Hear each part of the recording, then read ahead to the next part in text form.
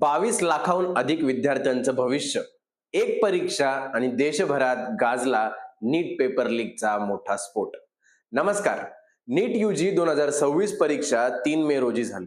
लाखो विद्यार्थ्यांनी डॉक्टर होण्याचं स्वप्न डोळ्यात ठेवून पेपर दिला. पण परीक्षा झाल्यानंतर काही दिवसातच एक धक्कादायक दावा समोर आला. तो म्हणजे सोशल मीडियावर, व्हॉट्सअपवर आणि टेलिग्रामवर फिरणाऱ्या एका तथाकथित गेस्ट पेपर मधील अनेक प्रश्न प्रत्यक्ष नीट पेपरशी जुळत असल्याचा आरोप झाला. काही ठिकाणी 42 प्रश्न जुळत असल्याचा दावा करण्यात आला, तर काही रिपोर्ट्समध्ये 100 पेक्षा जास्त प्रश्न ऍक्च्युअल पेपरशी मॅच झाल्याचं सांगितलं गेलं. याच ठिकाणाहून ह्या संपूर्ण प्रकरणाची सुरुवात झाली. सीबीआयच्या प्राथमिक तपासानुसार पेपर लीकचा धागा थेट एनटीएच्या पेपर सेटिंग प्रोसेस पर्यंत पोहोचत असल्याचा संशय आहे. तपासात समोर आलेल्या माहितीनुसार नीटच्या 2 वेगवेगळ्या क्वेश्चन पेपर सेट्स मधील माहिती परीक्षा होण्यापूर्वीच बाहेर गेली असा आरोप करण्यात आला. हे पेपर नंतर मिडलमॅन, कोचिंग नेटवर्क आणि काही पालक विद्यार्थ्यांपर्यंत पोहोचवले गेले असा सीबीआयचा संशय आहे. या प्रकरणात सर्वात मोठं नाव समोर आलं ते म्हणजे पी.व्ही. कुलकर्णी यांचं. कुलकर्णी हे लातूरमधील निवृत्त केमिस्ट्री प्रोफेसर असून ते एनटीएच्या नीट पेपर सेटिंग पॅनलशी संबंधित होते, अशी माहिती तपासातून समोर आलेली आहे. सीबीआयने त्यांना लातूरमधून अटक केली. रिपोर्ट्सनुसार त्यांनी कथितपणे पुणेमधील स्पेशल क्लासेसमध्ये प्रश्न, ऑप्शन्स आणि करेक्ट आन्सर्स विद्यार्थ्यांना सांगितल्याचा आरोप करण्यात आलेला आहे. यानंतर तपास पुण्याकडे वळाला. पुण्यातील senior botany teacher Manisha Gurunath Mandhare यांना सीबीआयने अटक केली. त्या देखील एनटीएने नीट पेपर सेटिंग प्रोसेससाठी एक्सपर्ट्स म्हणून नियुक्त केल्याचे रिपोर्ट्समध्ये म्हटलं आहे. आरोप असा आहे की त्यांनी परीक्षा होण्यापूर्वी काही विद्यार्थ्यांना बायोलॉजी पेपर संबंधित गोपनीय माहिती दिली. दिल्लीच्या रौज रेव्हेन्यू कोर्टने त्यांना 14 दिवसांची सीबीआय कोठडी दिलेली आहे. म्हणजे हा प्रकार फक्त बाहेरून पेपर चोरी करण्याचा नव्हता, तर पेपर तयार करणाऱ्या सिस्टीम मधूनच माहिती बाहेर गेली का, हा सर्वात मोठा प्रश्न सीबीआय सध्या तपासत आहे. महाराष्ट्र कनेक्शन इथेच थांबत नाही. सीबीआयचा तपास आता लातूर, पुणे, नाशिक आणि नांदेड पर्यंत पोहोचलेला आहे. लातूरमध्ये सीबीआयने रेणुकाई केमिस्ट्री क्लासेस म्हणजे आरसीसी चे डायरेक्टर शिवराज मोटेगावकर यांची चौकशी केली. एका पालकाने असा आरोप केला होता की एका प्रायव्हेट कोचिंग इन्स्टिट्यूटच्या मॉक टेस्ट मधील 42 प्रश्न नीटच्या कॅन्सल्ड एक्झाम मधील प्रश्नांशी जुळले आहेत. यानंतर सीबीआय टीम लातूरमध्ये पोहोचली. स्थानिक पोलिसांनी कोचिंग स्टाफ, स्टुडंट्स आणि काउन्सिलर्सची चौकशी केली आणि 2 सेंटर्स मधील सीसीटीव्ही फुटेज देखील जप्त केल्याची माहिती समोर आलेली आहे.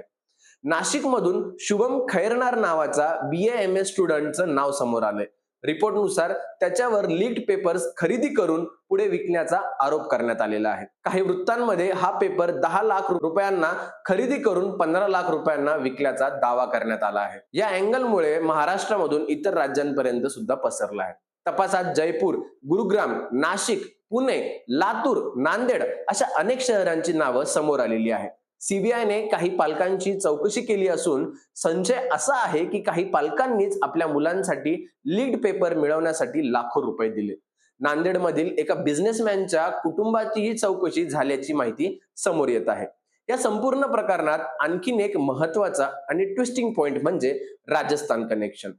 सिखर मधील एक शिक्षकाला परीक्षा होण्यापूर्वी किंवा नंतर फिरणाऱ्या एका पीडीएफ पेपर मिळाला आणि त्यांनी तो ऍक्च्युअल नीट पेपरशी कम्पेअर केला. अनेक प्रश्न जुळत असल्याचं लक्षात आल्यानंतर हा प्रकार मोठ्या प्रमाणात समोर आला असं रिपोर्ट्समध्ये म्हटलं गेलंय.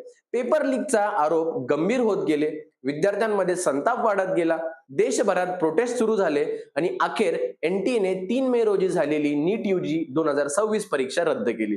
ही परीक्षा 12 मे रोजी ऑफिशियली कॅन्सल करण्यात आली आणि सरकारने तपास सीबीआयकडे सोपवला. आता री एक्झामची तारीखही जाहीर करण्यात आलेली आहे. नीट यूजी 2026 ची पुन्हा परीक्षा 21 जून 2026 रोजी होणार आहे.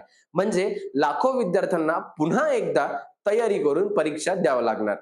या प्रकारानंतर सुप्रीम कोर्टमध्ये ही याचिका दाखल करण्यात आली आहे. मेडिकल बॉडीज आणि स्टुडंट्स ग्रुप यांनी एनटीएच्या कामकाजावर प्रश्न उपस्थित केला आहे. काहींनी फ्रेश एक्झाम ज्युडिशियल सुपरविजन खाली घेण्याची मागणी केली, तर काहींनी रिस्ट्रक्चरिंग किंवा रिप्लेसमेंट करण्याची मागणी केलेली आहे. राजकीय पातळीवरही हा मुद्दा चांगलाच तापलेला आहे. विरोधकांनी केंद्र सरकार आणि एज्युकेशन मिनिस्टरवर निशाणा साधला आहे. तर सरकारकडून सीबीआय तपास सुरू असल्याचं सांगितलं जात आहे. सध्या सीबीआय 3 मोठ्या गोष्टी तपासत आहे. पहिलं, मूळ पेपर पर्यंत सर्वात आधी कोण पोहोचलं. दुसरं, एनटीए पेपर सेटिंग पॅनल मधून माहिती बाहेर गेली कशी. तिसरं, कोचिंग सेंटर्स, मिडलमॅन, पॅरेंट्स आणि स्टुडंट्स यांचं नेटवर्क नेमकं किती मोठं होतं. या प्रकरणात आतापर्यंत पी.व्ही. कुलकर्णी, मनीषा गुरुनाथ मांढरे, शुभम खैरनार, शिवराज मोटेगावकर यांसारखी नावं चर्चेत आलेली आहेत. लातूर, पुणे, नाशिक, नांदेड, जयपूर, गुरुग्राम आणि इतर शहरांपर्यंत तपासाचे धागेदोरे पोहोचले गेलेले आहेत. पण या सगळ्यात सर्वात मोठं नुकसान नेमकं झालं कोणाचं? त्या विद्यार्थ्यांचं ज्यांनी वर्षानुवर्ष अभ्यास केला, कोचिंग घेतली, घरच्यांनी पैसे खर्च केले आणि एक पेपर लीकमुळे त्यांना पुन्हा शून्यापासून परीक्षा द्यावी लागणार आहे. नीट पेपर लीक आता फक्त एक एक्झाम फ्रॉड म्हणून बघितला जात नाहीये. हा प्रश्न आहे भारतातील कॉम्पिटिटिव्ह एक्झाम सिस्टीम वरच्या विश्वासाचा. आणि आता सीबीआयचा पुढचा तपास ठरवणार आहे की हा लीक काही लोकांपर्यंत मर्यादित होता की यामागे एक मोठं ऑर्गनाइज्ड एक्झाम माफिया नेटवर्क काम करत होतं. तुम्हाला या व्हिडिओ बद्दल काय वाटतं नक्की कमेंट बॉक्स मध्ये सांगा.